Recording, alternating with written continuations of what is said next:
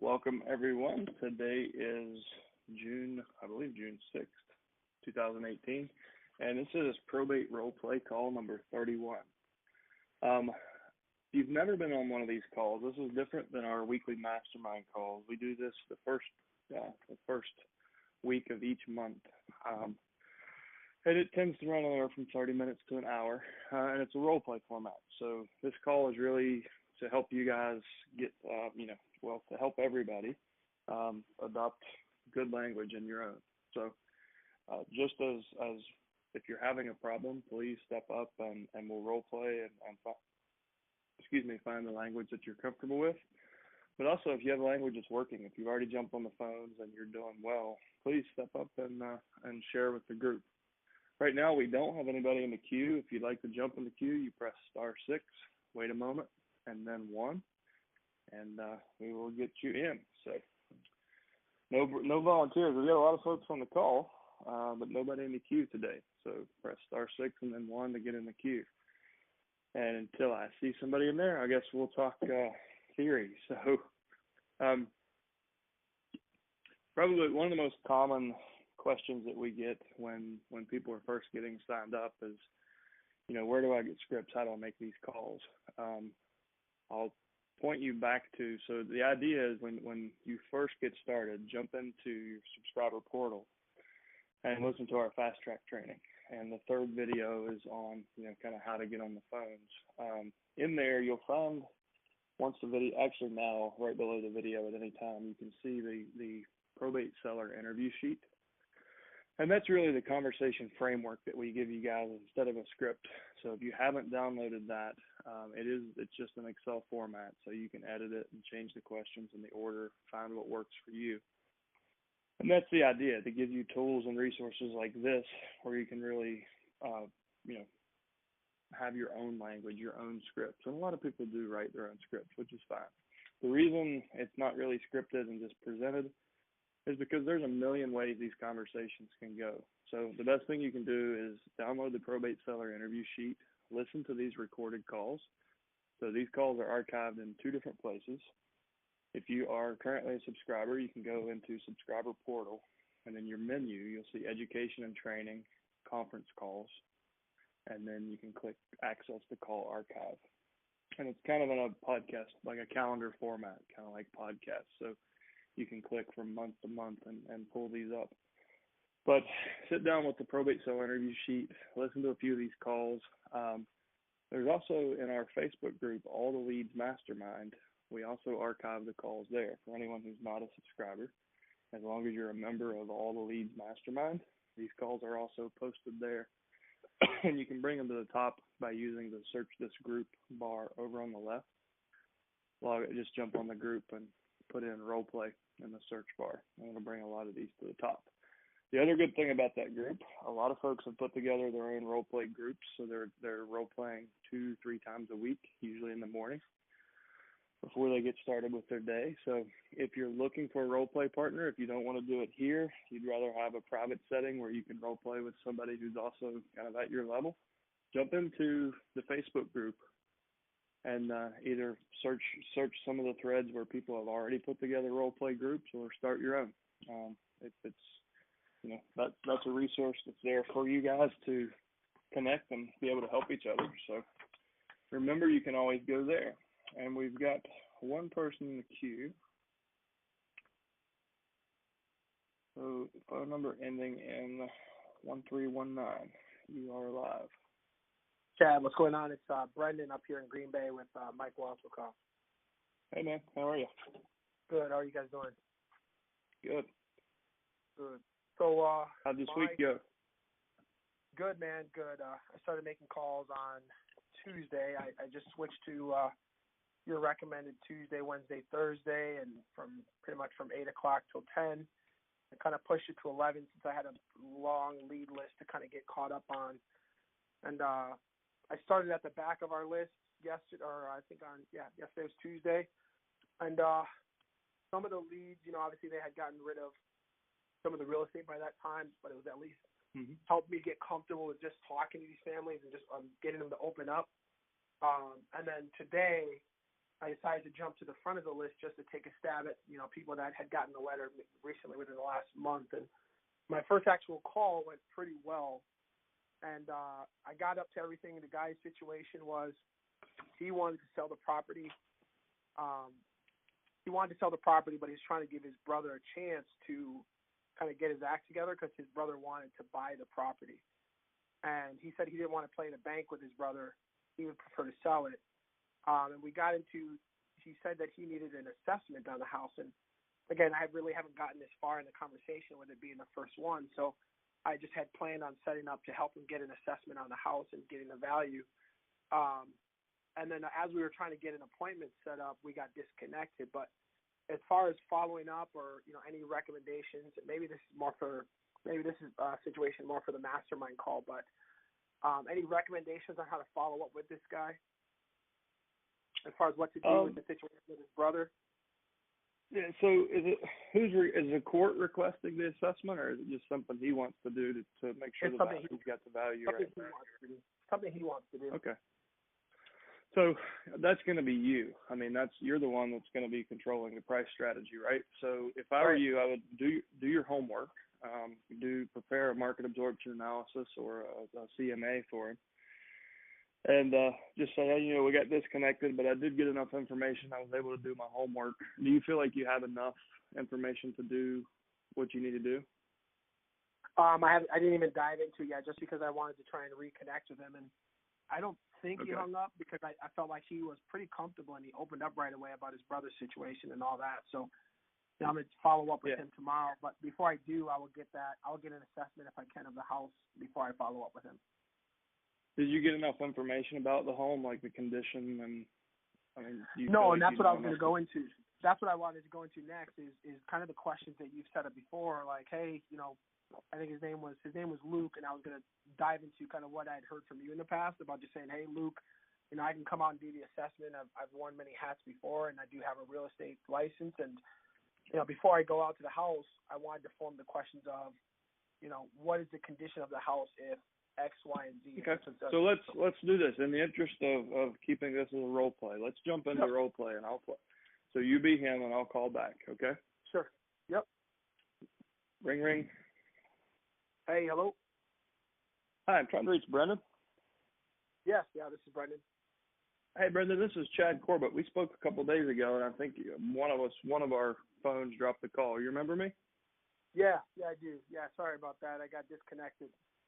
Yeah, no worries. Is this a good time? Yeah, no, I'm free. I got a few minutes. Okay. Well, listen, I thought a little bit more about our conversation, and I've done a little bit of homework to kind of help you on getting to a value. It sounds like that's kind of your first priority, right, is making sure you know what it's worth? Yes, sir. Okay. Well, I've kind of got it down to a range. I've done my homework. We've looked back through 2 years of market data, but to drill down on it, if it's okay, if you got a couple minutes, I'd like to ask you just kind of about the condition of the home and anything that you feel like I would need to know to give it a fair valuation. Would that be okay? Sure. Okay. And it's 123 Walnut Street, right? Yep. Okay. And the tax records, like public data shows it's 1,500 square feet, 3-bedroom, 2-bath, built 55, I believe. Does that sound about right? That is, yeah. That's I believe that's what it is. There's no additions or anything like that.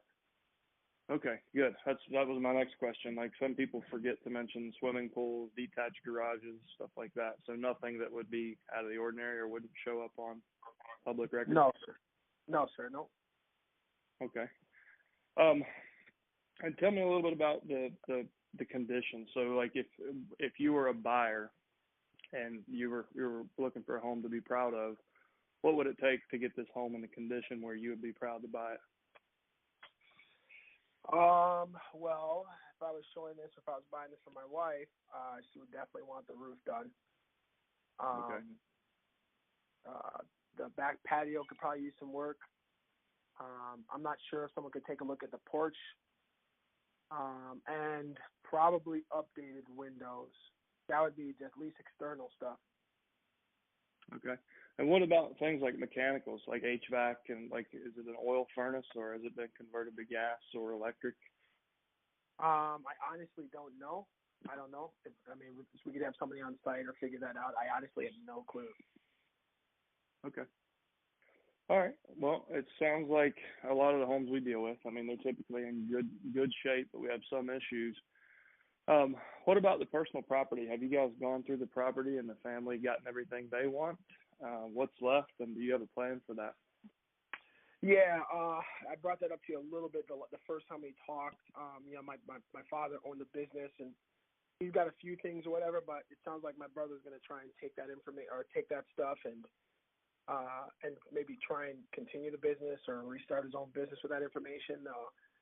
For what we owe or what my father has to pay in through the state or whatever, there's not really enough where it's going to help pay that. That's why on my end, I'd really like to sell the house, if that makes sense.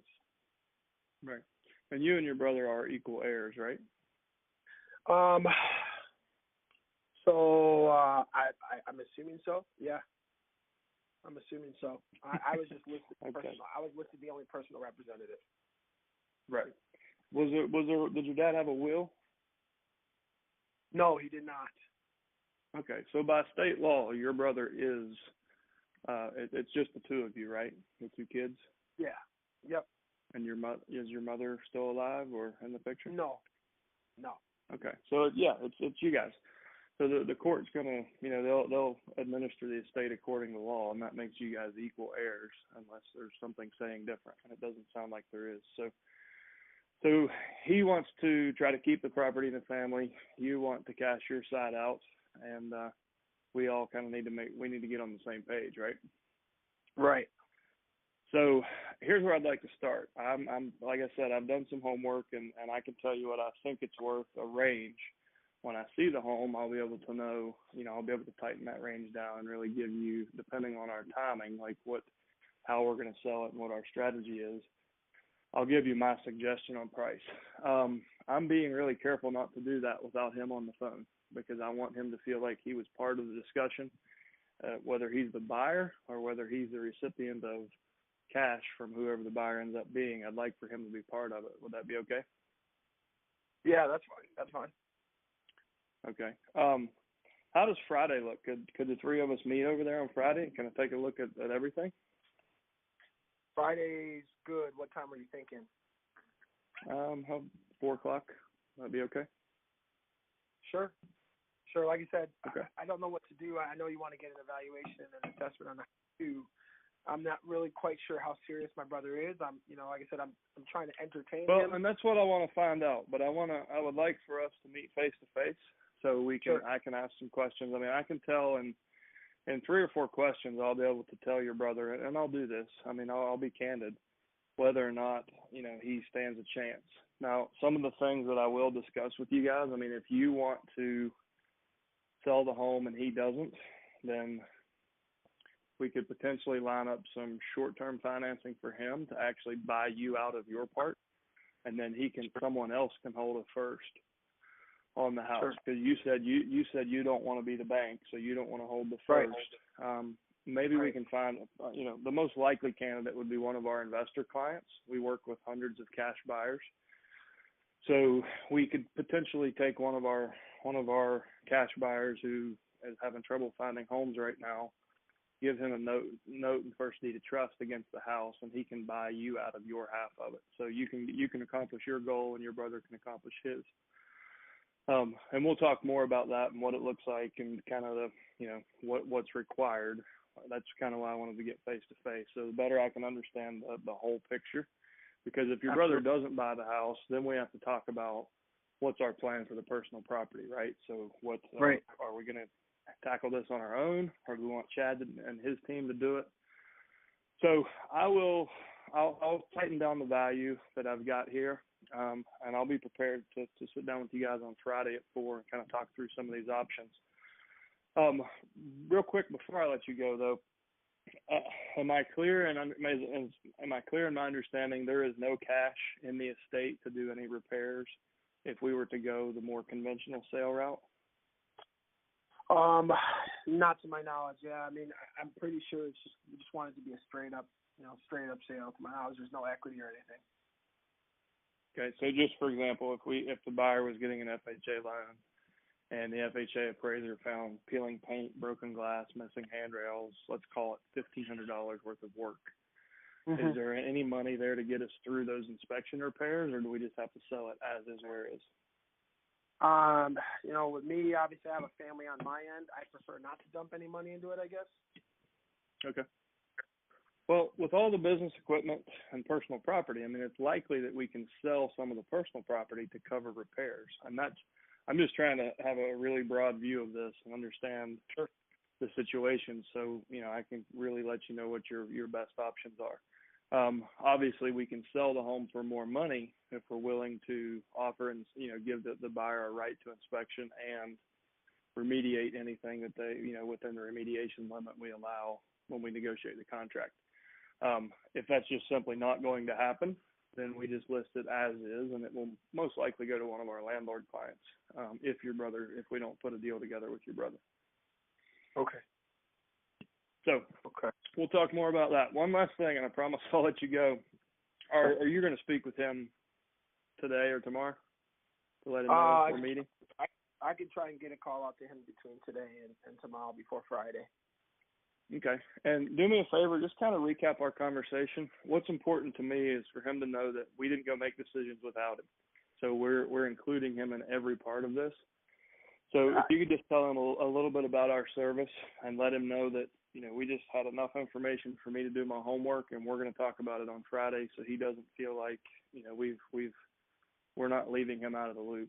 Can you do that? Bring him up to speed? Yeah, I can. I've been taking notes on everything. Okay, cool. And then when we meet, when you filed probate, you got the death certificate, the list of assets, list of heirs, all the paperwork that the probate clerk and the attorney asked for. Have you done all that? Like, is everything in line with the court? No, now that you bring that up, between me and my brother, we were just actually trying to avoid that whole probate situation, if at all possible.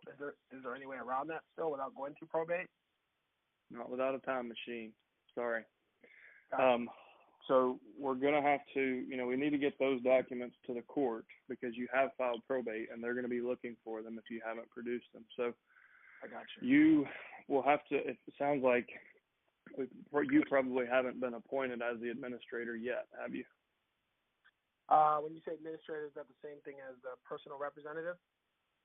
Yeah, so the court is going to, so when you filed probate, you initiated the process. Once you produce those documents, the court's going to look at the documents and then say, okay, it's official. And it sounds like that probably hasn't happened, right? I guess not. No. Okay. Well, that's fine. I mean, there's plenty of time. There's no rush. I can help you with that. And obviously, I'll speak with your attorney once we meet. It looks like Attorney John Doe is the one helping you guys with this case. Is that right? Yeah. Yeah. So if it's okay with you, once we meet, I'll reach out with John and make sure he understands what we're doing and also kind of see what he needs from you guys to get back on track. Okay. Yeah, no, that works. All right. Well, listen, I'll see you on Friday at 4. If anything changes, just let me know. Otherwise, I'll be there and be ready to discuss your options. Okay. Thank you, Chad. All right. And I'll break script. So that was a really realistic conversation. So I'll kind of dissect it a little bit. As soon as I set an appointment, then I start to talk about real estate. So I tried to identify the decision makers, get the appointment, and then, explain to you why I was going to ask so many questions, because I have homework to do if I'm going to provide real options. And in the order, so if you follow the probate seller interview sheet, the order that I went in should be the order that's on the sheet. So I first want to know about the condition of the home. So if I'm comping this thing, do I need to account for massive, deferred maintenance, or does it need updates and things like that? So I'm trying to get an idea of the big ticket items. The way I pay attention to the question I ask. Like I said, all right, I need you to think like a buyer. So I try to use an open-ended emotional question, like, or something, or a scenario like that. Like, you took it to where I usually take it. So let me ask you to pretend you've saved up 2 months' salary, and you're going to walk your wife across the threshold of this house you're so proud to show her that you're going to buy for her. What needs to be done? And you took it right there. You're like, oh, my wife would have to have that new kitchen, or whatever you said. And it's amazing how detailed the description of the property will be when you ask it that way. I used to say, all right, well, tell me about the condition, like 1 to 10, with 10 being a show place, 1 being a tear down. And they would always say, oh, it's an 8. And it was usually a 5 or a 6. You know? Right. So I use that emotional question or kind of that scenario to get them in a buyer's mindset to really tell me what's wrong. And that really helps me understand the overall condition. And it helps me with my research when I'm trying to figure out what options are. Once I know about the condition of the home, then we need to figure out personal property. And I'm not going to I didn't ask you to make a decision. I just planted seeds of, I've got your back. If you need me to get the house emptied out, I've got your back, and we can even make some money with that. But when we meet, you're going to need to make a decision. Either you're cleaning it out or I'm cleaning it out, one way or the other, or your brother's buying the house in your scenario. Right. So condition, personal property, and then I want to know about finances. So is there money in the estate? If so, are you willing to make repairs? And if you're willing to make repairs, how do you feel about $1,500 in punch work or $30,000 in renovations? The reason I want to know this before the appointment is if you have 30 grand in the bank and you want to and price is more important than time, getting the highest amount of money, then I can bring my contractor in and basically flip the house and create a lot more equity for you. Most people won't do that.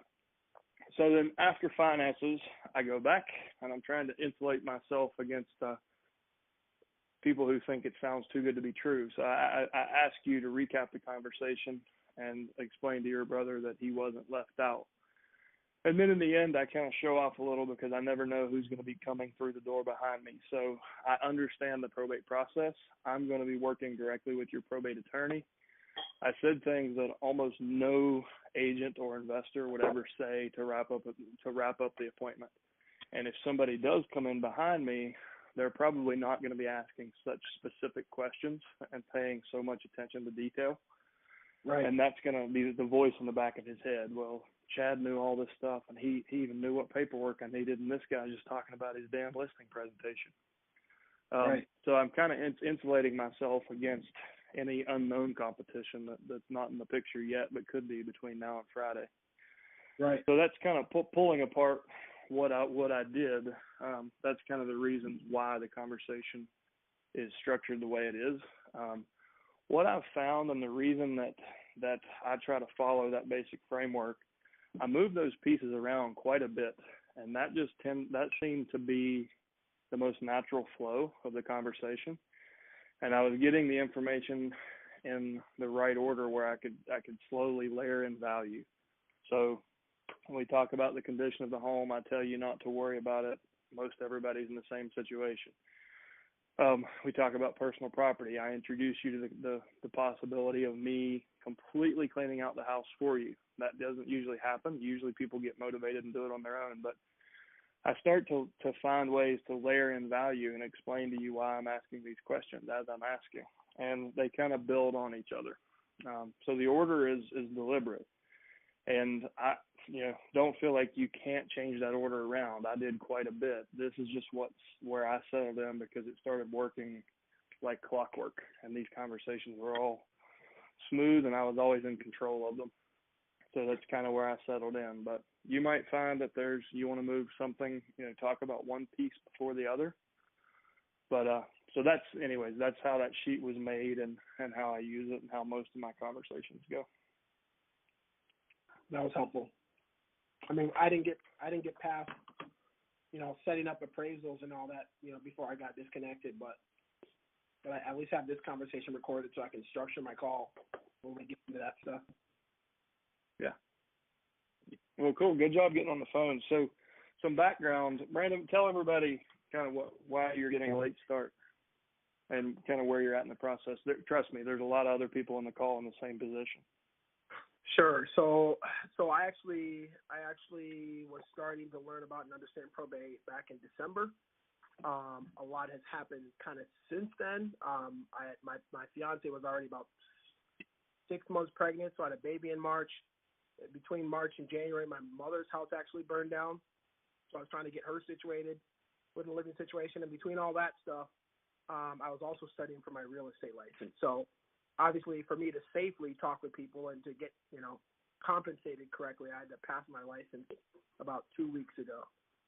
So as far as getting on the phone, obviously I wanted to be able to touch base with you, and obviously going through 6 months of leads, I wanted to be able to have some structure and some guidance, because I knew that even though I haven't gotten a chance to make a call in 6 months, I just have seen the value from other people and the success that they're having. And if you truly care about trying to help these people, it wasn't so much about the compensation for me, but truly letting them know, like, hey, this is where I'm at. I want to help, and it's about you first, not the property and all that. So hopefully that helps what you're looking for, Chad. Yeah, no. So there's a lot of people I would not be surprised if there's a half a dozen people on the call that have a similar story. So a lot of people sign up with good intent, and then everything gets so damn busy they just don't get it done. So Brendan is a brand new real estate agent, just getting into this. But the reason I asked that is we spoke last week, and you immediately took action. You picked up the phone and you tried it.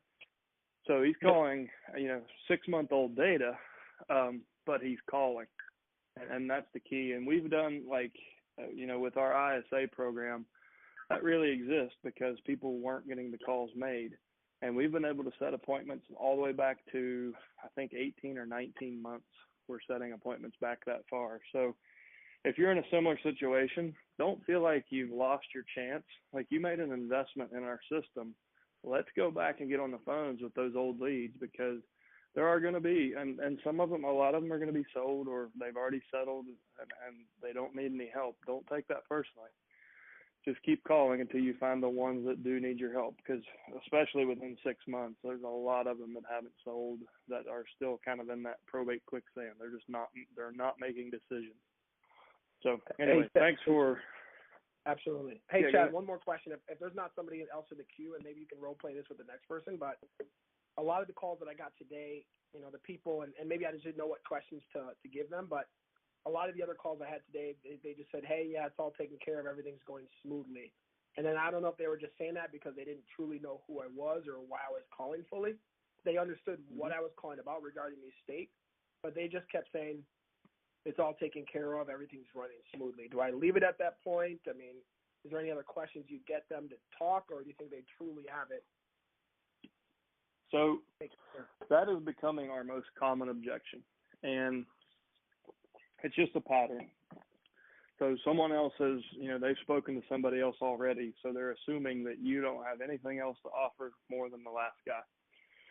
So they've created a pattern to make this easier for themselves. Like, all right, I'll just shut them down quick so I don't have to hear this again, right?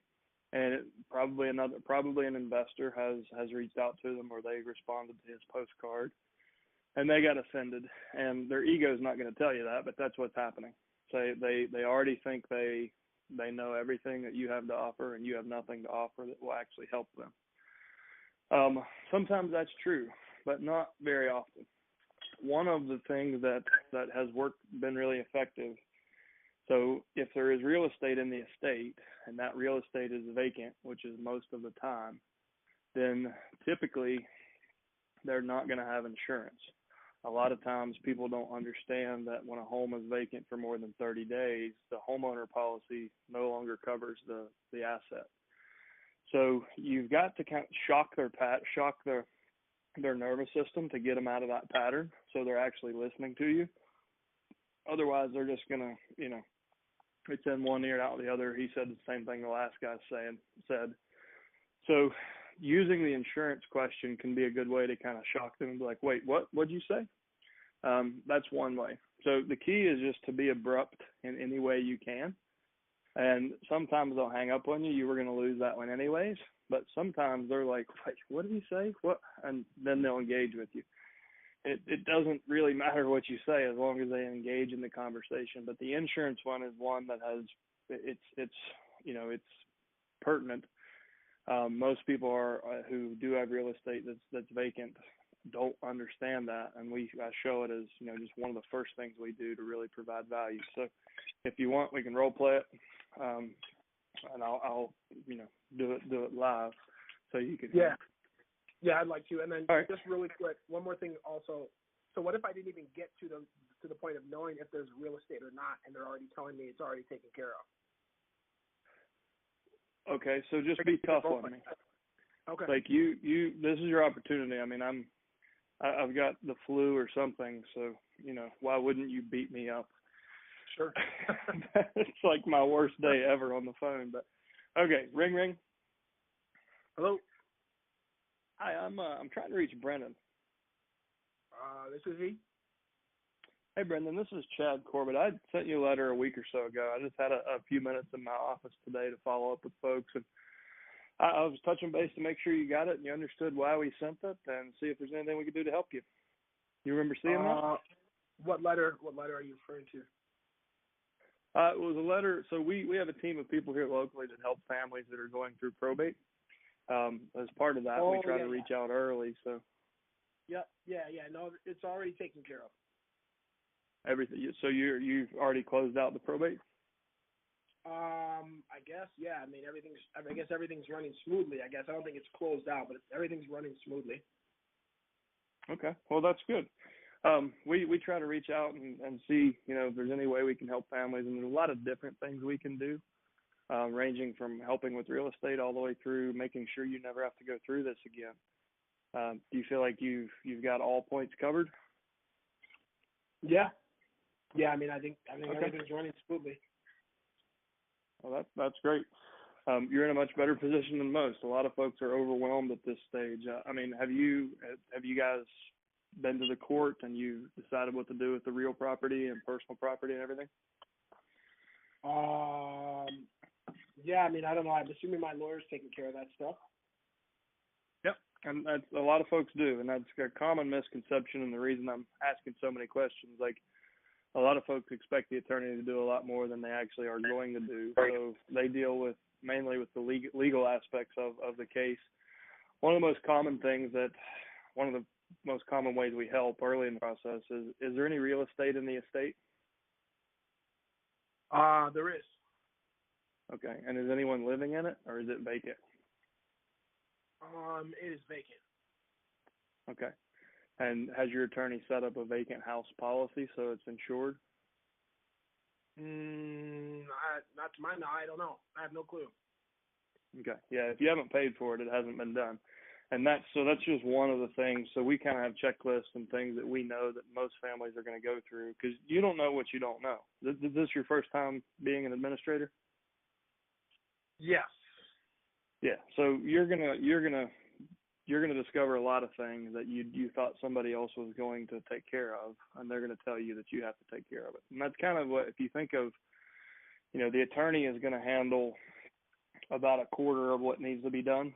The other 3/4 is really on your shoulders, and our service kind of bridges that gap. So what the attorney, like we kind of fill the gap between what the attorney's going to do and all the stuff that you're expected to do, and we try to take as much of that off your plate as possible. And that, sometimes means dealing with the sale of real estate, helping you get, stock portfolios and things transferred, working with our CPAs and financial advisors. It really starts with us understanding your overall situation, and then we'll let you know who we can bring in and how we can help you out. And then everything I've talked about, like, there's no charges for anything, like no service charges. If you work with anyone on our team, you'll get paid when they do what they promise. So we're not asking for anything up front. If we help you reinvest the stock portfolio, then there obviously will be a management fee from the financial advisor. If we help you sell the real estate, then obviously there's commissions on real estate. Does that make sense? Yeah, that does. So I know you said you got it all handled. If it's okay with you, I mean, I would love to sit down and just kind of chat about your situation and see how we might be able to help. Worst case scenario, you've just gotten a professional opinion for free. Would Friday be a good time to sit down for a half hour? Sure. Yeah, sure. That's fine. Okay. And I'll break there. So that was pretty good, man. You're good. You're a pretty good role player. So you can usually turn them around like that. You weren't as tough on me as I thought you might be.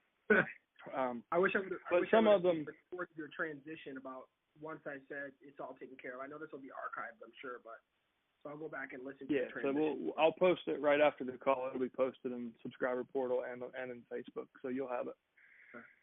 Okay. But don't take the, keep asking questions. Like that's all I did was just kept making statements that were ending in open-ended questions until you engaged with me.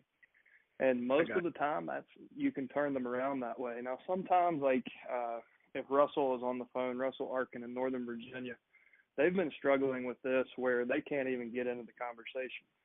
People are just abruptly shutting them down and hanging up on them. And that's going to happen from time to time. But all you can do is try, right?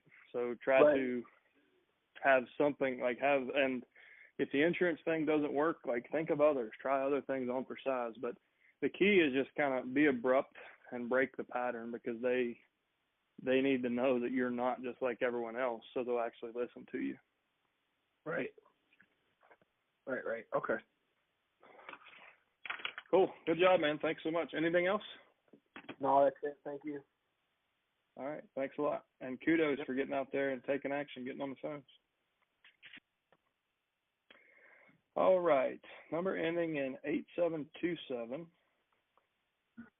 You are live. Hey, Chad. Sylvester Mojo, Phoenix, Arizona. Hey, where have you been, man? I'll tell you what. We've been hammering on these phones, and it's become extremely competitive. I mean, the one lady we spoke to yesterday, she said, over 300 calls, and I'm not understanding. Oh, my gosh. So 300 either calls. somebody's getting a hold of your list and sharing it, or it's. But literally, we're getting shut down, like you're saying, over and over. Like we've got a realtor, click. Our attorney's got it handled, click. And there's no way for us to break through, the pattern. It's just been trained into them over and over. So any advice, because I don't know what to do. So it sounds like, you've got nothing to lose. It sounds like you're in a worse situation than Russell. Some of the advice that I gave a couple of weeks ago to one of our subscribers was, try to weave some humor in there and be abrupt. Without engagement, there's no way you're ever going to get anything. So we just need to find a way to get them keep them on the phone for a minute or two, so they understand you're not doing the same thing as everybody else. And are you super professional, or are you okay being goofy? What's your personality style? We're trying it all. We're starting on the professional side, and then they're talking, and we even used the knock joke a few Did times. You? And how does it work? My broker got a call that we called on a Sunday, and he was super pissed off. Did you do the orange? Well, we didn't even get to there. My ISA, I was on the phone. He's like, knock. The guy's like, what, you effing? Yeah. Well, that's too bad. So it's not. So it sounds like you're doing all you can. And the other thing that we're getting is that they're saying that they've already sold the property a few months ago. And I'm trying to understand on how the probate process works. If they just became a personal representative. Yeah, and that's shocking to a lot of people. So I would, in my experience, about a quarter of families will actually, they know mom and dad aren't coming home, and they know that they're going to have some big medical bills to pay. So when mom and dad transition into long-term care, they go ahead and put the home on the market. So a lot of times before the death even occurs. If you look at the date of death and look at the MLS upload date, you'll see a lot of them going on, before the death, because they knew that they wouldn't be going back there. I would say in my market, it was at least a quarter of the list they had chosen a realtor from church or somebody they already knew and listed before the death ever occurred. Actually, the first probate deal I ever did had been on the market for 12 months. The husband had passed away. They put it on the market because the wife, she couldn't take care of everything. It sat there for 12 months, was stale. And I know this is a role play call, so let's. I've got my ISA with me. I'm gonna have him role play as the client, and just have him throw one at you, just so he can become a believer again. All right. Well, I don't know if I can overcome not getting hung up on, but we'll see. So what's your ISA's name? Kevin. Kevin. All right. Kevin, are you there? Yes, sir. Ring, ring. Hello? Hey, I'm trying to reach Kevin. Yeah, this is Kevin. Hey, Kevin, my name is Chad, and I was just calling to do a public survey. I noticed you're a public administrator, or you're the administrator of an estate. How many phone calls have you gotten so far? Well, my messages are full. Okay, so I figured. So there's a lot of folks here that have a pretty one-sided offer. I'm sure you've probably learned that by now, right? So everybody wants to talk to you about buying the house for 50 cents on the dollar? Yeah. Okay. Do you need one more of those, or should we talk about something different? Well, are you an investor? We work with a lot of them. So we have a team here locally that is built to help with all aspects of probate. So we help the family from the initiation all the way through to actually helping you not have to ever go through this again. Our team will make sure that you have an estate plan in place so you don't ever have to go through this when later in life. So it really starts with us understanding kind of your situation and where you need help, and then we can bring in the right folks to help. And sometimes that's with real estate, sometimes personal property, sometimes not at all. It really starts with a conversation. So, I mean, would you be willing to meet? Could we meet up maybe, say, Friday for half an hour and just kind of talk about our service, and I'll show you some ways we might be able to help you out? Yeah, but my attorney is saying that he can refer me to a realtor for this house, and I can sell it through him. And I'm not even planning on selling this house yet. I got all this personal property that I got to take care of, and there's all these liens that I'm taking care of as well from the person that passed away. And I just got so much on my plate right now. I don't even know if I have time to even meet up with you. Okay, I totally understand. I mean, that's really where most people are when we first start talking, and that's really why we reach out. I mean, our job is to try to help you do some of the things that the attorney won't, but he needs done, like getting the home emptied and getting the home, clear title so you can actually sell it. And that's nothing new to us. I mean, it's what we do every day. But I do find this, that with the 300 people that have called you, if we don't get face-to-face and you don't realize that I'm doing the right things for the right reasons and your best interest, then I'm going to be lumped in and have the same reputation as they do. I'm sure you can appreciate that. So if it's all right with you, I'd like to offer some of my time for free to help you out and help you take some of this off your plate and make some decisions so this can go a little smoother. Would 30 minutes on Friday work, or does Monday work better? I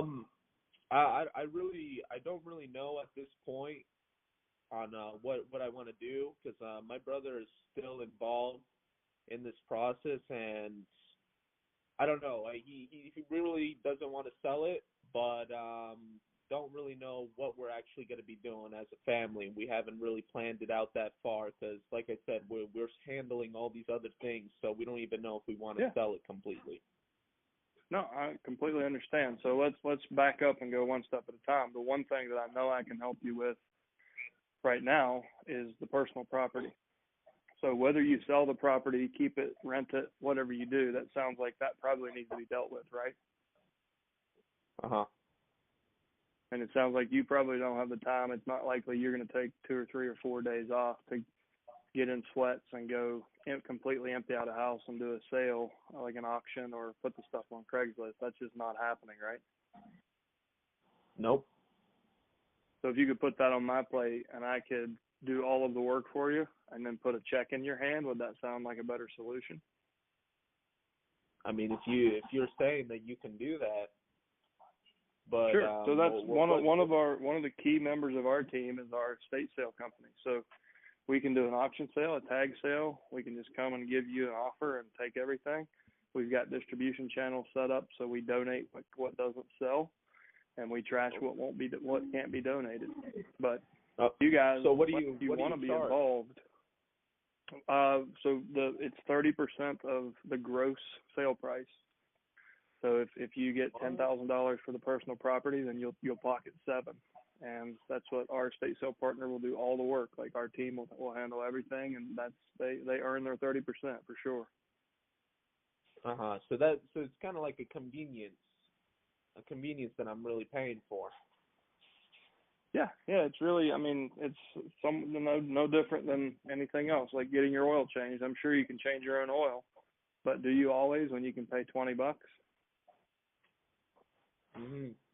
So it's just something, it's if you physically can't get it done, like you're busy, that's why the service is there. So we can help you, free up some cash in the estate to pay off some of the liens you mentioned, to make repairs to the property, to buy furniture and turn it into a rental property. It's up to you. Like I said,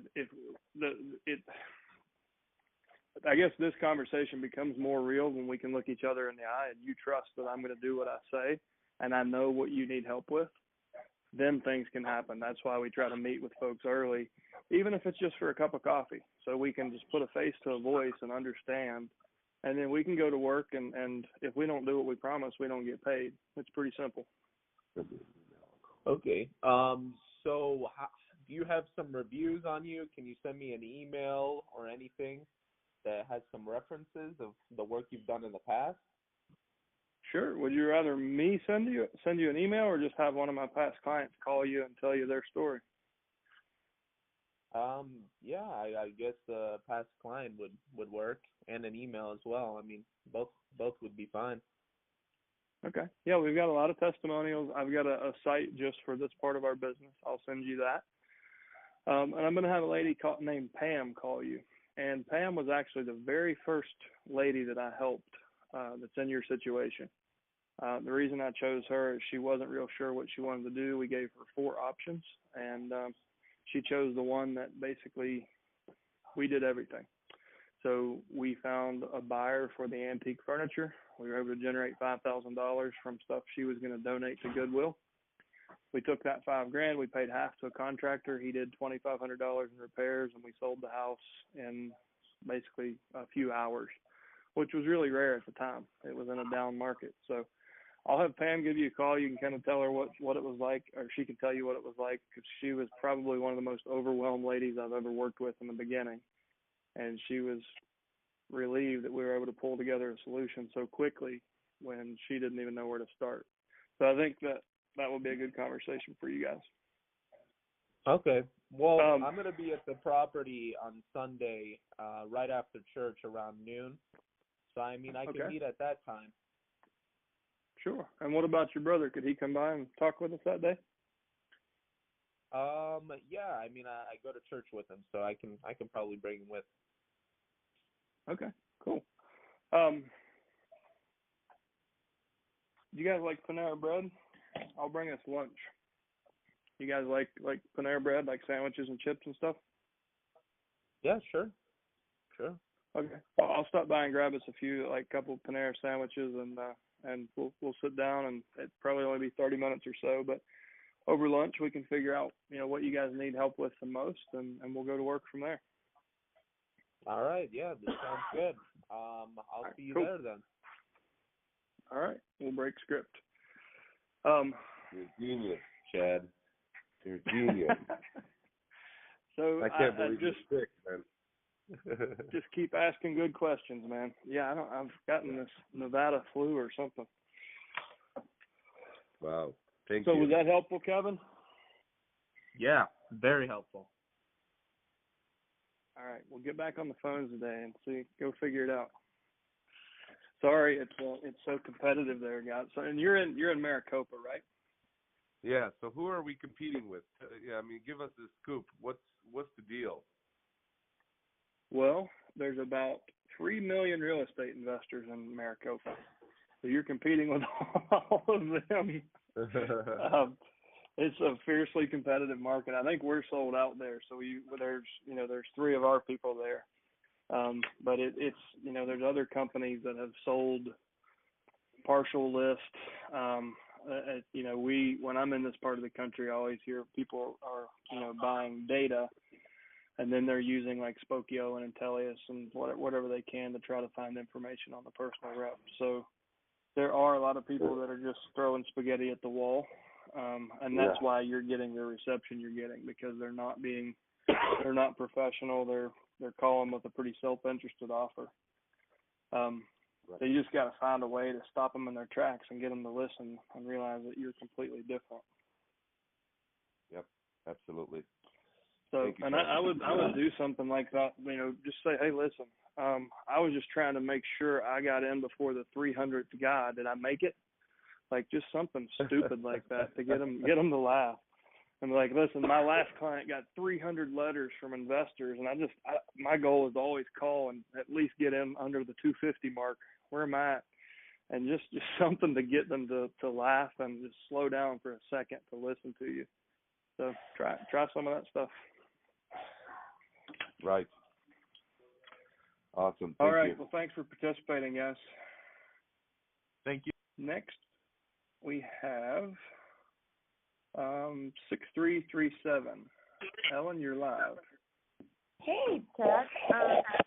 So, I just started this. My first letters went out May 30th, and which was Thursday. Monday, I received a call from a personal representative. And it was interesting because I went into real estate mode. So I got a lot of information from her, and her ex-husband is the decedent, and he was a realtor, and he made a lot of questionable choices. I don't know what he was thinking, but he bought a property with a partner in November. It was an FHA transaction with 3.5% down, so there's no equity in the property. But worse, he took the property as joint tenant, which meant his partner now has the entire property and the estate gets nothing. So I'm not going to let it go at that, because that's not who I am. So I got a lot of information from her. One of the things that I do is I always get them to give me information, even if I already have it, just to see what they're willing to give me. So I got her to give me her attorney's name and number and email, her email, and I'm going to meet with her at 2 o'clock today. Did a lot of research on the property, went and drove by the property, took pictures.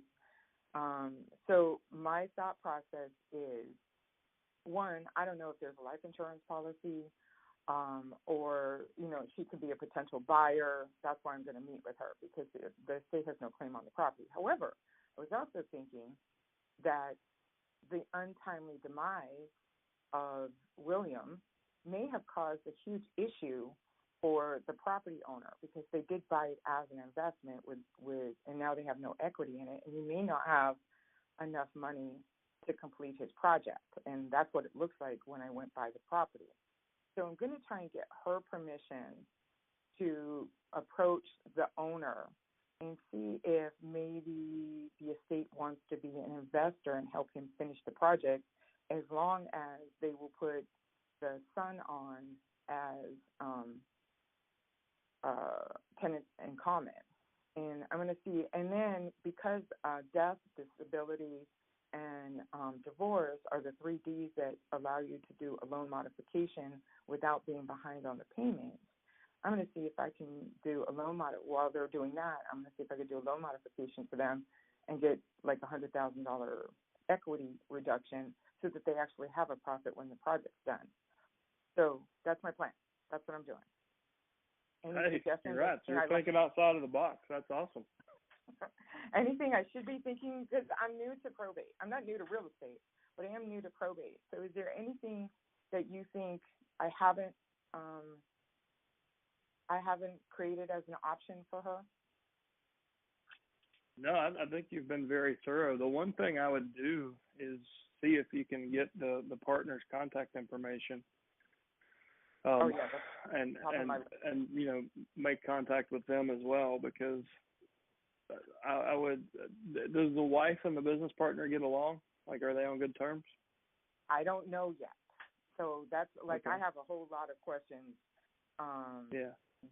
for her, and I don't even know if she knows this person because it's an ex-husband, and so I don't even know if she knows the current partner. But to me, that doesn't matter, because I could certainly make an introduction, and they'll know each other. Yeah, I mean, really that's the only thing that I see that you might need to do is you know, bring him into the conversation too. But you've been very thorough, and you've been creative in your thinking, so you're doing all the right things. So so that's and by the way, I agree with that last caller. You are a genius. So, because I took a lot of notes from the 2 earlier calls today. But that's all I have. I just wanted to know if there was any other option regarding probate that I should maybe present to her. No, I mean, it sounds like you've thought of all the options. I would just, you know, you can, once you find out if there was an insurance policy, then, you know, I would get her over to your registered investment advisor so they can she can look at the options for. Did they have children? You didn't say that. Yeah, it's a son. He's 16. Oh, you did say that. So yeah, so college is coming up and it's probably not paid for.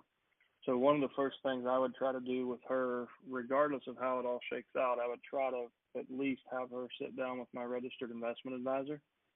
Okay. So she can look at options, especially if there's a life insurance policy.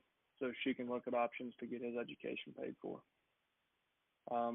You know, get it while that inheritance money is there. It's a good opportunity to start a savings fund. Now, you only have a couple years left. He's almost there, but that's one thing. Definitely, include that as part of your offer.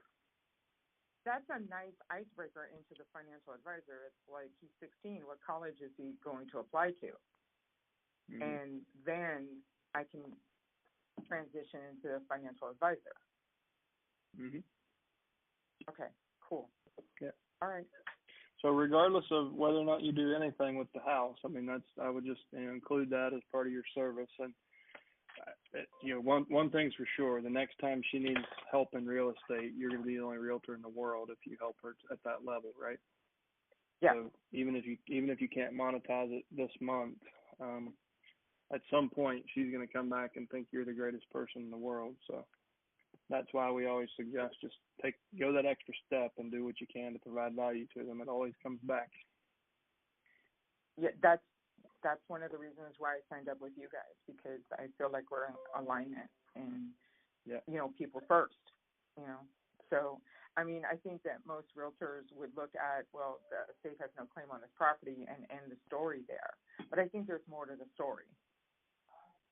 So I think ways awesome. I can help her, even if she decides, like, you know what, I don't want to be an investor. I don't want to deal with that property. I don't know that person. And she doesn't want to move any further. Once she says that, then I feel like I'm free to then approach the partner with maybe one of my other investors. But I wanted to talk to her first before I felt like I was free to do that. Yeah, no, that's your strategy's sound. Okay. All right. You've done a really good job. Thanks for sharing, Helen. All right, I'm excited. I'll keep you posted. I'll let you know what we look happens forward to more tomorrow of on the mastermind call. Yeah, so I forgot to bring that up. I'll tell you guys now. So I'm not going to make the mastermind call because I'm in Vegas right now Nevada Association in triple play. So unfortunately, I won't make it tomorrow, but Tim will be there. All right, guys, we're right at the hour, but I still have 3 more in the queue. Number ending in 1616. You are live. Oh, hi. This is Mary from the Bay Area, and I have three questions, and hopefully we can do them really quick. One of the things is, how do we know the things we don't know? For instance, you brought up the insurance. I had no idea that vacant houses after 60 days, that their insurance could be canceled. You also brought up the percentage. Well, I guess you can find out the percentage that an estate sale company keeps by just asking them. But it seems like you have a lot of knowledge that you pass on through your conversations that certainly I didn't know. And, I mean, I just recently found out certain houses aren't even insurable depending on how many claims they've had by previous owners. So how do you kind of figure out all these things so that you have that knowledge base? Yeah, good question. For me, it's just I have an insatiable urge to learn, so I always ask tons of questions, and I'm always looking for some information that's, you know, I always want to know what others don't know, because that's a good way for me to provide value to them, right? Have you collected it in a place where it can be shared? Well, so that's where I'm getting to. The struggle for me as a trainer in this company, the first couple of versions of our training were, quite frankly, overwhelming to people. And I found that the more that I packed into our training, the less people actually engaged with the training. So Probate Fast Track is really simple for that reason. And all this kind of ancillary stuff gets talked about on these calls and archived, but it's not easily accessible or searchable at this point. So so my challenge is balancing useful information without overwhelming people that are just getting started. And that's also why Probate Mastery was carved off as a separate course. So once a month, we teach Probate Mastery as a group course, and we talk about some of this more advanced stuff and go further into, you know, some of the possibilities of building your team, partnering with the estate to flip the house and, you know, get a profit share. So we kind of reserve a lot of this stuff for mastery, but it's also talked about a lot on these calls. So you'll just over time, like if you come to our mastermind calls, come to these calls, you know, you can start to assemble it. I know we need to do a better job of having a kind of a catch-all place for all this knowledge. Right now it's our call.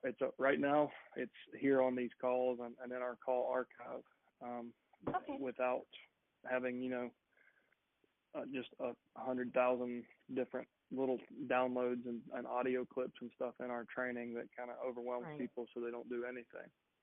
Right. That's kind of the why of it.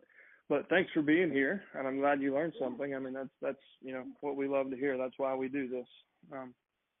There's a lot to digest, especially if you're new in real estate or just getting started with this. There is a learning curve, but we try to give you everything we can to beat that. So every one of your role play calls today assumed that the administrator and even the other people involved in inheriting property were local. And I'm wondering how, if we can do, maybe we'll have to do it next month, or role play calls with people that are living out of town and will be administering. Because you're not going to be able to meet them face to face. Right, and it's very common in some markets, like especially in Florida. You know, my partner we'll Jim. Be here too. What's that? It will be very common in the Bay Area because so many of the kids can afford to stay in the Bay Area, so their parents are here, but they're not. Right, and honestly, it just gets easier. So people need your help more because they don't have, you know, they usually come in for the funeral, go through the home and get the important documents, and then they go back to their life. And then the struggle starts of how in the hell are we going to get that house empty, and who can be there, and who's going to take care of it. And, you know, we don't even know anyone who does lawn care. So it can really give you an opportunity to step up and provide an even higher level of service, like have the, the absentee owner package, as part of your service. So, one of the first things we take care of is making sure the asset has insurance and making sure that there are contracts in place for lawn care and maintenance. And that's going to impress the hell out of them. That's going to be part of their problem, right? So just think about, right. if I had to manage $1 million property and preserve that value from 3,000 miles away, who would I need to help me? And then build that little team, build your team. Don't you, doesn't that also make an investor more competitive to you, though? Because the ease of just selling it to someone, and then you don't have to worry about lawn care, and you don't have to worry about all these other things. So that's kind of more the role play that to me would make sense, is how do you get them to engage with you, because they've probably already been offered, though be it a very discounted but very easy solution. Sure. And it really comes down to time or money. Like, what's your motivation? Mm-hmm. And if you want, we're going to go over today, but if you want to jump into a role play, we can do it, and you kind of hear how I would handle it. Yeah, let's do it. Okay. Mary, right? Yes. Uh-huh. Ring, ring. Hello? Hi, I'm trying to reach Mary. Yes, this is she. Hey, Mary, this is Chad Corbett. I had sent you a letter a couple of weeks ago and just had a few minutes at my desk, and I thought I'd try to call some of my folks on the East Coast. Is this a good time to talk? Yeah, but what kind of a letter did you send me? It was, you probably remembered, it was probably a lot different than any of the other ones you might have received. We have a team of people here locally that are set up to help families that are going through probate, especially the ones that are out of town. And I noticed you're in Massachusetts, but you're probating the estate here.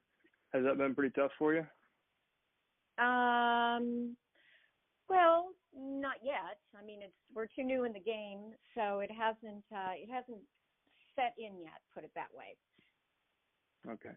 And are you also probate? Was it your parents, or whose estate are you probating? It's my parents. Or actually, it's my and mother. Did they own? Did they have assets in Massachusetts as well, or just California? No, just California. Okay. And did they have real estate here? Is that part of what you're dealing with? Yes. Okay. And have you got that handled? Do you feel like you have all the people you need to know to take care of it and get maintenance done, and you feel like you've got all the help you need yet? Well, I think we're just going to sell it to an investor. It just seems like the easiest thing, and yeah. So, I mean, we were approached by an investor right away, and my brother said that sounds good to him. He didn't want to hassle with it. I really don't want to hassle with it, so that sounded like it made sense. Sure. And have you talked about a valuation? Like, do you feel like have they made you an offer, and do you feel like it's fair, or do you even know? We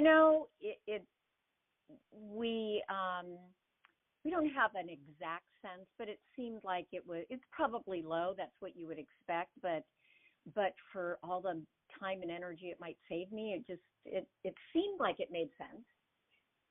Yeah, for sure. I mean, investors, that's what keeps them in business, is the convenience. So they can take a lot of that stress away, and in return they get a discount and they get the equity. So if time is more important than the equity in the estate, then that can be a great solution.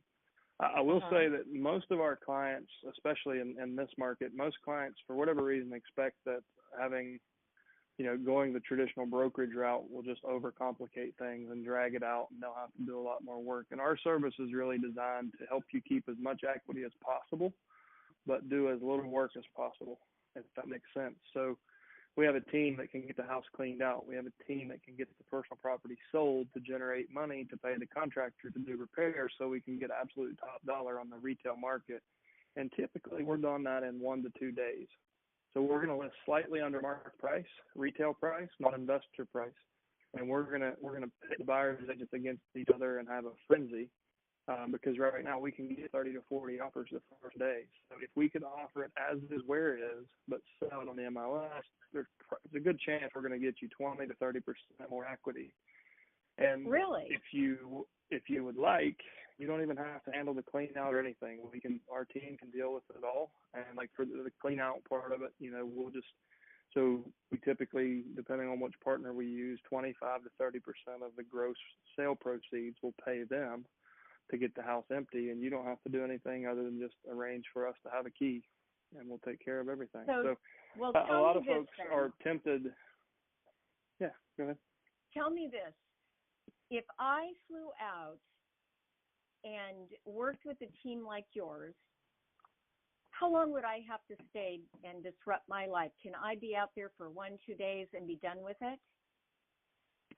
Is there anything that you need to physically get out of the house and take back to Massachusetts, or not? Yeah, we probably would. I mean, we haven't. We came out for the funeral. We just weren't in the frame of mind to start digging through the house. I know that I have to do that, but my goal is to be in and out of there like really fast, because I've got a career here and I don't have time to. Sure. I can't come to California and sit around for 2 weeks. Oh yeah, and I certainly wouldn't expect you to. I mean, our team is set up. You don't even have to come to California. The reason I asked if you had property here, I figured that's probably going to be the only reason you really need to be out here. We can do everything remotely. So we meet with families remotely. Really? We can do it over a webinar, or we can do just a simple conference call. But as long as we have access to the property, like a caretaker, or if there's a key that you can mail me, we'll put a lockbox on the property, and our team will just handle everything. You don't really have to be here for any of it unless you want to be. So we can even handle, like if we can handle the real estate closing remotely. We just overnight the documents to you, and you drop them in the return address overnight envelope, and we can close it just remotely. So does it sound too good to be true at this point? Well, yeah, it does kind of. I mean, of course, who doesn't want to make an extra 20 or 30%? You've done this for other people before, and they honestly don't have to have very much involvement in it. Most folks find that a lot of folks, once we sit down and really talk about it all, they end up doing a lot of it themselves anyways, because they just, knowing that we have their back usually kind of gives them the comfort level to, what, I think we can do this. Right. I don't think that's going to be the case for you. I think that I think that probably my best service to you would be just saying, Mary, I've got this. Go back to Massachusetts, live your life, and let me deal with everything that's stressing you out right now, and I'll call and let you know when it's done. And it sounds like that's kind of what you're looking for, right? That's exactly what I'm looking for. Of course, I threw your letter away, so can you send me an email with your information again so that I can go over this with my brother? Yeah, for sure. What's the best email, Mary? Okay, so I guess we can break. Well, no, I'm going to do one more thing. So, Mary, I will say before we break script, I want to say one more thing. So we work with over 100 cash buyers. If the investor offer is the route you want to take, I can certainly get you an investor offer probably within the next 30 minutes if you really want me to prove that. The difference in working with an investor, if we're involved, is we're going to make sure that you don't leave money on the table and that your best interests are being met. Does that make sense?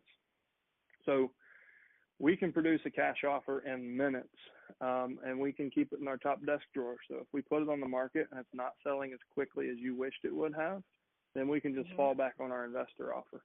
And I have very well capitalized investors that are looking for renovation projects right now. So there's no doubt in my mind that we can find a buyer today. And we can always sell it for that price. My suggestion would be, let's put it out there as is, where is, get it cleaned out, maybe even put a little bit of the money from the personal property into some repairs or curb appeal improvements, maybe even staging. And let's see. And if you say, Chad, let's see what we can do in 5 days, and then we're falling back on the investor offer, we can certainly do that for you. Okay. Sounds good. All right. Well, listen, I'm going to call you tomorrow. Would about the same time be good tomorrow? I'll send you that email right now. And then let me check with my brother, because I don't know what my brother's schedule is. But we can stay tomorrow, but I'll need to confirm with him. Okay. And once you've confirmed, like I'll touch base with you tomorrow. Is he pretty tech savvy? Would he be okay doing a webinar with us? Oh yeah. Okay, cool. Well, I'll just set up a Zoom so we can all kind of see each other and get to know each other and kind of talk through some of these options. And like I jokingly said, does it sound too good to be true? A lot of folks do find that in the beginning. They're like, there's no way these guys can do everything they say. But it's what we do. I mean, there's a lot of ways to help people and make money in real estate. This is not the easiest one, but we find it the most rewarding. So if you could just do me a favor, kind of recap our conversation, let him know what the discussion will be about, then we'll dig into the specifics when we talk in a couple of days. Well, thank you, Chad. Thank you for calling. All right, and we'll break now. Okay. Was that helpful? All right. Very helpful. I hope I can remember some of those lines. Well, it's recorded, so I don't consider them to be lines. I just consider them to be really profound things to pass on. Yeah. Well, good scenario, good questions, and keep coming back. Thanks for participating. Uh-huh. All right, guys, two more. We've got number ending in 2129. Maybe actually one more. We've already done that one, I think. 2129. All right. Michelle, you are last. 9091. Are you there, Hi. Michelle? Yes. Hi. Thank you. Just really quick. So brand new, of course, to the program, everything, and I'm having you guys send out my mailers. First one out went out May 25th for both April and May leads. Everything was great. I'm even going to have your ISAs make phone calls for me just because I want to understand a little better what I'm doing. And then if they get successful and get me an appointment, I can hear that, right? And is that correct? They send me the recording? 85% of the time. So like 15% of the time, it's a really crackly, low-quality recording, and we ditch it. But most of the time, you will get the recording. And it's one phone call they make to these people, correct? And it's like 4 or 5 days after the mailing, the first mailing, right? Well, that's really up to you. We can place it whenever you want. Some people do it the day of, some the day after. But when you set up your order for the calls, you'll actually tell us what days you want them to go. Now, if you're on autopilot, we try to time the call about 2 business days after the mail landed. But if you're doing a manual order, you're in control of the schedule. Yeah, I have no idea what it was set up for. I really don't. I don't know. I'm doing the Frank Patrick anyway, mailers, and anyway, I really thought I hit the jackpot about 2 days after this mailer went out, because 4 or 5 people called me, right? Mm-hmm. To find out, and I already know, I think the CEO of your company, he already called me, but I just wanted to share with you what you would do. So they called me because I guess there wasn't enough postage, and these people called me to say, oh my gosh, I had to pay $3 for your envelope, and some people are really, saying, this is what happened. Others weren't happy about it, but then a couple of them said, wow, I love your pen, So I want to go back to these people, and I'm just wondering if I should personally go to their door and hand them $3 just to say I'm sorry, or should I send them a little? So $3. My mind immediately went to Sylvester. So Sylvester, I hope you're listening still. If you can find a way to cost them money in the mailbox, they're certainly going to remember your letter.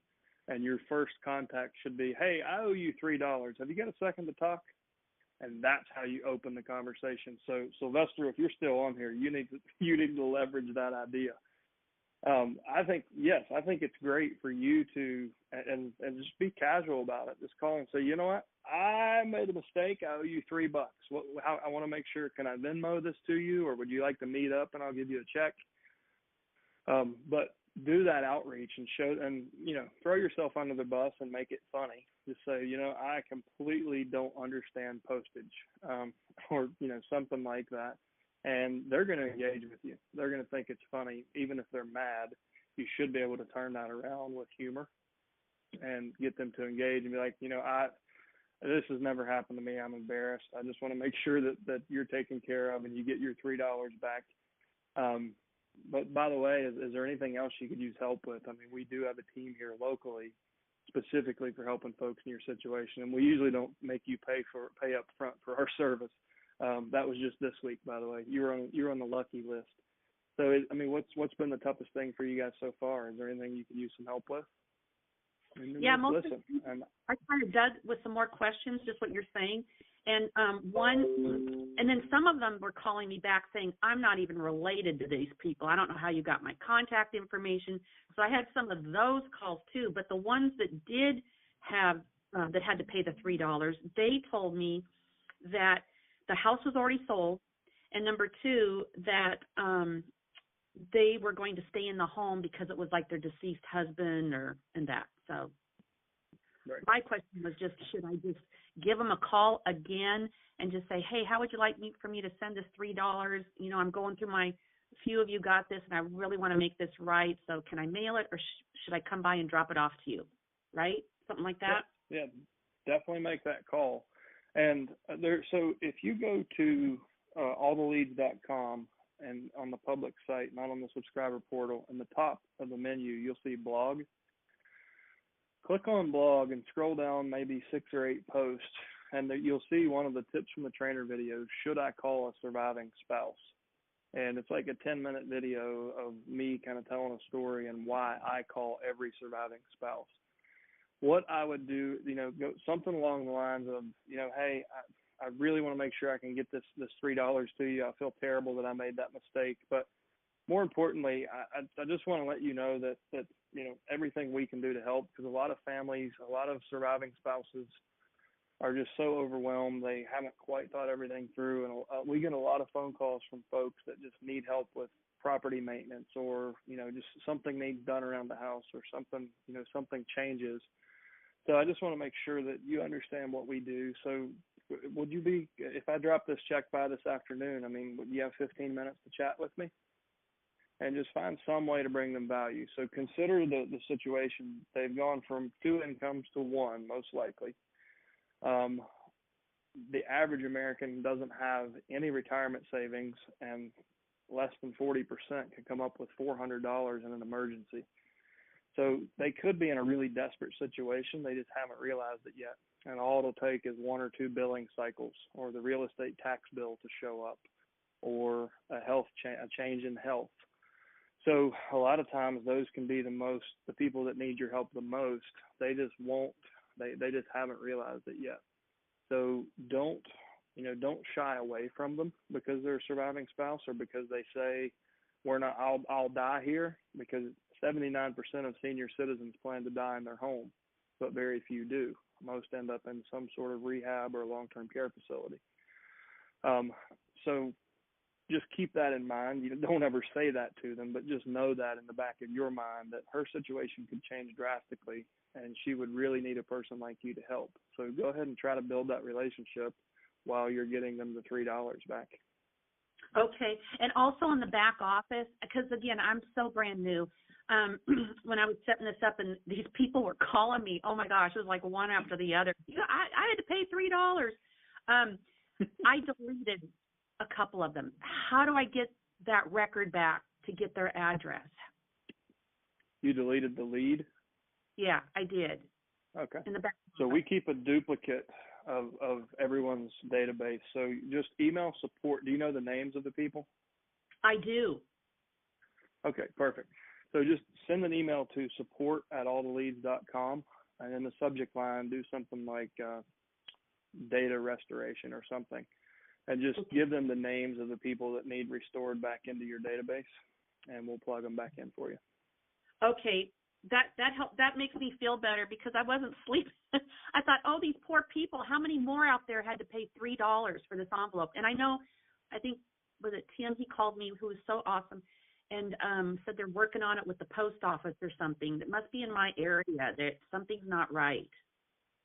Yeah, because I know when we started doing the mail for Frank, we actually met with the postmaster out of the Orlando hub, and we were shocked that, it was costing you guys like $18 to do the 4 pieces, and we can do it for $12.99, I believe. and that was given to us from a postmaster. Like, they looked at the pieces and actually gave us the postage. So I guess maybe the right hand's not talking to the left in the postal service. We may have to make some adjustments. That's what I'm thinking, especially for the area. It did create an interesting opportunity for you to connect with people, though.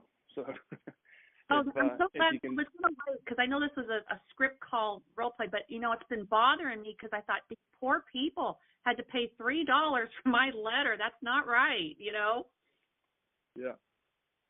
But as long as you get it back to them, and that's a good incentive to get you to pick up the phone and talk to you. And you may have to take a couple of blisterings, but you should be able to turn those conversations around. So you may have inadvertently found a really good way to be. You might have found an edge in a really competitive market. Maybe you want to make that mistake on purpose. We'll see. I mean, it doesn't hurt to understand what happened, and who knows? I mean, maybe for those of you guys that are in super, super competitive markets where you're just not being heard, you could use something like this to your advantage. And if you aren't tracking with the conversation, what we're talking about is lumpy mail. So we actually include like a ballpoint pen.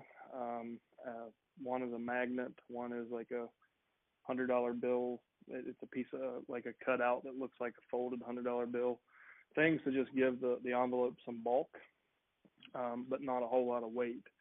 And so that's what we're talking about. So the Postal Service gave us a quote for those. We shipped them at that. They took them, ran them through the machine on this end, and then had trouble on the other end. So maybe the lumpy mail has a bigger edge than we thought. We just need to figure out. We need to make sure we pay people back. we don't want our prospects paying for our mail. But well, thank you for sharing that. That's interesting. Okay. Thank you. All right, guys. Well, we are almost at 90 minutes, so the queue is empty. Hopefully we covered a lot of new territory here today, so hopefully you guys got something that you can put into action today. I'll do my best to wrap this up with the Jim Sullivan close. Take something you heard here today, something that inspired you, put it into action, and come back tomorrow at 1 p.m. Eastern for our weekly mastermind call and tell us how it worked. Thanks so much, guys, and make it a great day.